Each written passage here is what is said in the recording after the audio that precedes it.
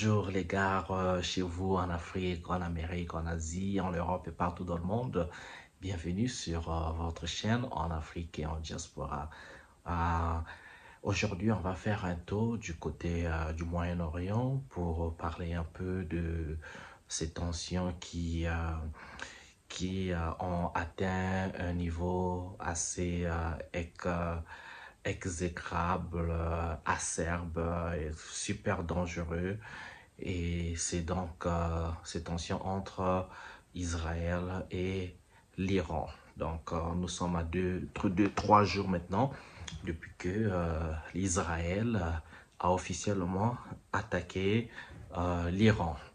Et donc, vous savez, c'est pas la première fois que ça arrive, mais cette fois-ci, l'Iran a décidé de riposter avec des salves de missiles, mais pas seulement les petits missiles, il emploie là différentes catégories de missiles.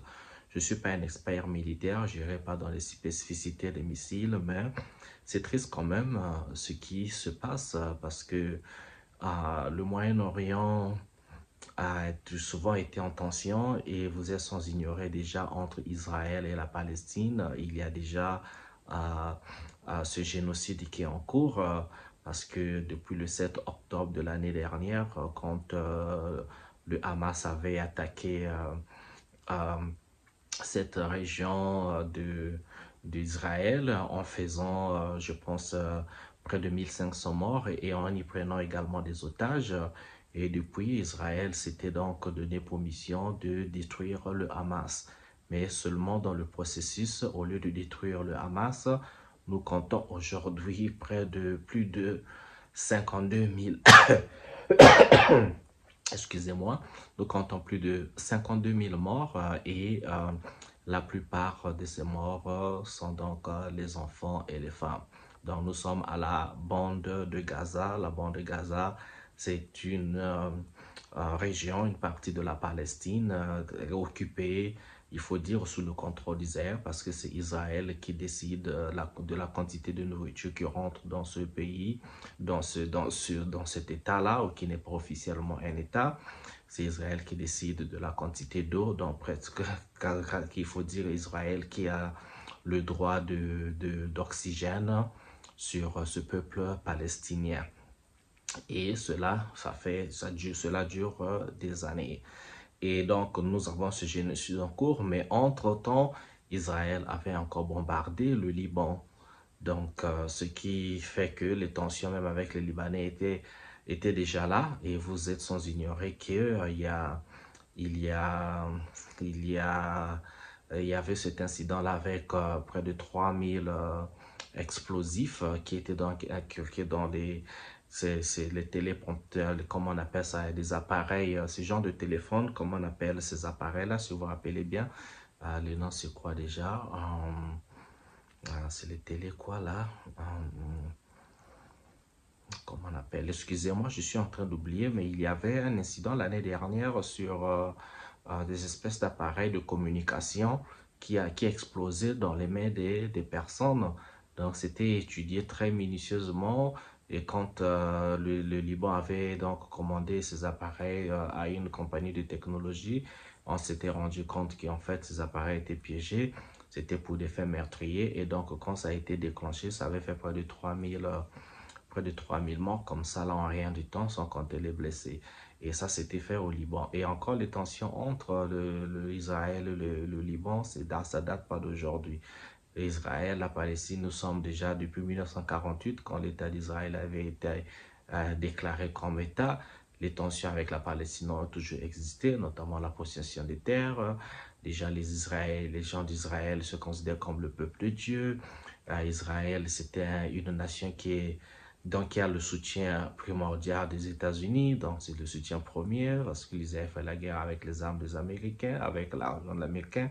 Et l'Israël a le soutien de quasiment tous les membres, tous les pays de l'Europe. Donc, tous les pays tous les membres de l'OTAN, là, c'est les gens qui sont derrière Israël, en fait. Donc, Israël, aujourd'hui, est devenu cet enfant gâté qui peut faire n'importe quoi, mais qui a des grands frères qui sont riches, papa riche, maman riche, et tout le monde est super milliardaire.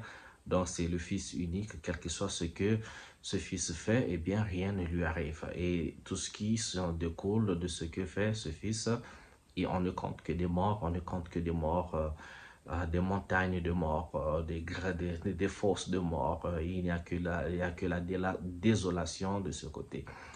Alors, sans aller dans les spécificités, moi je trouve tout simplement que c'est très triste. Pourquoi? Parce que, vous savez, en 1900, pendant la guerre mondiale, de 1939 à 1945,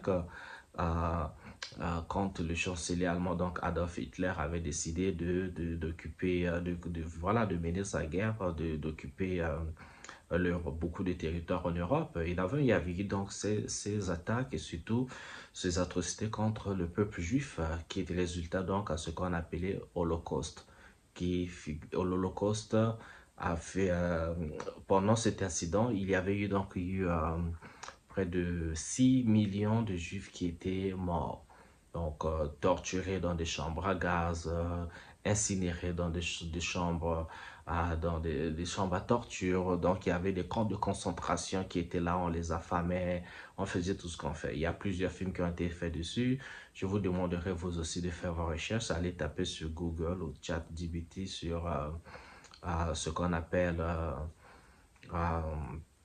ce qu'on appelle Holocauste et vous allez vous rendre compte en fait de quoi il s'agit, Et donc, le peuple d'Israël n'oublie pas cet instant, il commémore d'abord chaque année la mémoire de cet événement-là pour ne pas que l'histoire se répète. Mais donc, une fois ça, on a analysé ça, on se rend compte que moi, je me dis, un peuple qui a connu un tel événement devait être en fait un peuple champion de la paix, un peuple, un État qui se rappelle des atrocités de la guerre et avoir perdu plein de monde comme ça, des ancêtres, parmi leurs grands-parents, parents. Il y a eu donc des morts, des femmes, des enfants, vraiment des innocents, mais faire subir ce même sort à d'autres États environnants, c'est ce que moi j'arrive pas à comprendre. Je me dis que un État qui a connu ça de sa chair devait être en fait en train d'être milité pour la paix dans la région. Cet État devait utiliser en fait la force que lui donnent en fait même les nations comme les États-Unis pour pouvoir être un peu comme médiateur de tous les conflits qui y a à cœur de la région parce que depuis 1948, il y a eu des conflits entre l'Arabie Saoudite, par exemple, avec l'Iran. C'était des États ennemis qui aujourd'hui s'entendent un tout petit peu.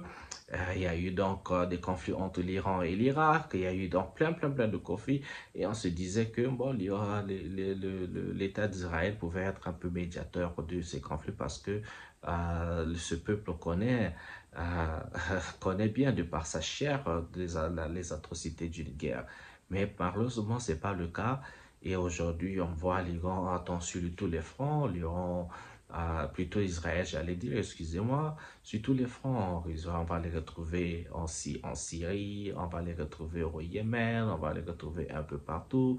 Alors, des questions se fusent, bien sûr. Bon, est-ce que tout ce pouvoir, c'est l'Iran tout seul? Est-ce que c'est l'Iran qui commande, qui donne des ordres aux États-Unis? Est-ce que c'est les États-Unis qui donnent des ordres à l'Israël? Est-ce que ce sont des questions qui se donnent? Vous savez, dans le temps, il y a quelque temps, mais je pense même aujourd'hui, hein, il suffisait seulement de prononcer le mot Israël ou de faire, dire, même quand c'était pas une critique, on vous tarifait de antisémite. Donc, Israël était devenu un peuple, mais il y a eu beaucoup de gens qui ont perdu leur boulot, ont vu leur carrière se briser. Tout simplement, ils avaient osé dire, faire une critique, mais pas forcément une critique négative. C'est juste pour dire que non, mais voilà, euh, une critique qui peut être constructive. Dit la personne a dérapé ou la personne a fait ceci, on dit non, mais il ne faut pas faire ça, ou on vous fait des suggestions. Il suffit juste de le dire et vous êtes tarifé de antisémite. Et donc, aujourd'hui, c'est ce qui se passe. L'Iran est en train d'user de ces missiles, en train de l'exporter. L'Israël avait ce dôme de fer quand on attend chanté par l'armée israélienne avec le Mossad. Vous savez, ils sont très forts dans l'espionnage. Ils ont ils sont avancés en technologie là-bas, hein, avec leurs trucs, voilà, Pegasus, l'Internet, tout ce qu'il y a de tout compliqué là que moi je maîtrise, dont je maîtrise pas les termes. Vous comprenez que Israël déjà est une nation qui est une nation nucléaire. Donc, aujourd'hui, l'Iran est en train d'utiliser les missiles pour riposter, donc il a montré la faiblesse du dôme de fer. Alors, tout ce tralala, c'est pourquoi c'est depuis quasiment 30 ans que qu'on est en train d'accuser l'Iran d'accéder, de pouvoir de mener un programme d'obtention de l'arme nucléaire. Et donc, les Américains, les pays des OTAN ne veulent pas que l'Iran accède à l'arme nucléaire. Donc, c'est tout là le problème qui se déroule depuis près de 30 ans. Puisqu'il y a des vidéos de Netanyahu qui, depuis 1995, dit toujours que moi, oui, l'Iran est à 2 doigts d'obtenir l'arme nucléaire. L'Iran est à 2 semaines d'obtenir l'arme nucléaire, mais 3 semaines, près de 3 décennies plus tard, on a toujours le même discours. Bon, du coup, on se demande si ce n'est pas des alibis, puisqu'on a entendu ça avec l'Irak, que l'Irak, Saddam Hussein avait des armes de destruction massive. On a tué plus d'1 million d'Irakiens. En fin de compte, on s'est rendu compte qu'il n'y a pas d'armes là-bas. En fait, il n'y en avait pas ça. Donc, on a tué, on a massacré là-bas, on a créé le chaos, on est parti. On a vu la même chose avec la Libye, avec Muammar Kadhafi, qu'il est en train de maltraiter son peuple, il est en train de faire souffrir son peuple. Bon, il fallait l'éliminer. On l'a tué avec toute humiliation. Aujourd'hui, il est parti. Eh bien, la Libye est dans la merde. Et toute cette zone du Sahel, c'est dans la merde. Il n'y a nulle part. Donc, vous allez vraiment, c'est la merde. En dehors de peut-être, bon, le Koweït s'est calmé parce que le Koweït aussi a toujours été en guerre. Donc, aujourd'hui, le miroir, c'est Dubaï, c'est le Qatar et c'est l'Arabie Saoudite. Mais voilà pourquoi moi, je me dis, bon, c'est quoi le topo, quoi? C'est quoi le topo avec, c'est quoi le plan, en fait? Est-ce que c'est assurer le contrôle total pour ces zones sont riches, hein, vous savez, le pétrole, tous les minéraux, c'est des zones très riches. Est-ce que c'est juste pour le contrôle des richesses du Moyen-Orient qu'il faut tuer autant de personnes? C'est juste ça? C'est juste ça. C'est des questions qui arrivent, qu'on n'arrive pas à comprendre. C'est quelle façon d'avoir ce genre de gourmandisme, d'avarisme. Les gens ne sont pas de cœur. Des fois où je me demande est-ce que ce sont des humains en fait qui sont là ou bien c'est des extraterrestres qui sont déguisés en humains et qui commettent ce genre d'atrocités. Parce que en fait, c'est pas possible quoi de voir des enfants mourir, des femmes mourir, de voir des nations, des villes détruites et ça ne dit rien à personne. Pourquoi est-ce qu'il n'y a pas le mot paix? Pourquoi les gens ne veulent pas s'asseoir sur la table? Pourquoi? Et c'est pourquoi c'est toujours les Européens ou les descendants voilà, de l'Europe. Parce que, bon, on dit Israël, peut-être, c'est peut-être pas l'Europe parce que c'est les Juifs. Mais ils sont soutenus par tous les pays nations européens. Les chaînes européennes partent toujours d'une même voix. Toujours là, tout le soutien. Mais à un moment donné, on dit, bah, quand est-ce que ça va s'arrêter? Quand est-ce que ça va s'arrêter? Ça va pas s'arrêter. Est-ce que ça, et oublie encore, si ça le fait, est-ce que le Moyen-Orient est la seule zone divisée? Est-ce que ça va pas te répéter en Afrique? Déjà, on a vu, quand on a la Libye déjà, bon, c'est vrai que c'est la Libye, c'est en Afrique, mais avec des cultures, vous voyez que il y a beaucoup il y a des similitudes de culture avec les gens, avec le monde arabe, en fait. Ok, même si c'est pas des Arabes en tant que tels, parce que même le Liban, c'est pas, en fait, c'est pas des Libanais, plutôt, c'est pas le Liban, l'Iran, les Iraniens ne sont pas, c'est pas des Arabes, c'est des Perses. Ils viennent de la civilisation perse. Vous savez, hein, s'il faut lire l'histoire, je vous demanderai d'aller lire sur la civilisation perse. Ils ont connu les mathématiques, le commerce, les sciences et tout ça et même l'Irak aussi avec la Mésopotamie. Donc, c'était des civilisations là-bas, en fait, qui ont fait de grandes contributions dans l'évolution de notre civilisation ou de ce monde en général.